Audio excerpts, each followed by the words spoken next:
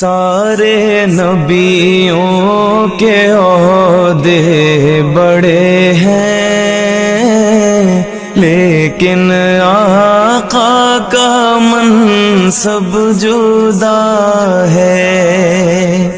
وہ امام صف انبیاء ہیں، ان کا رتبہ بڑوں سے بڑا ہے۔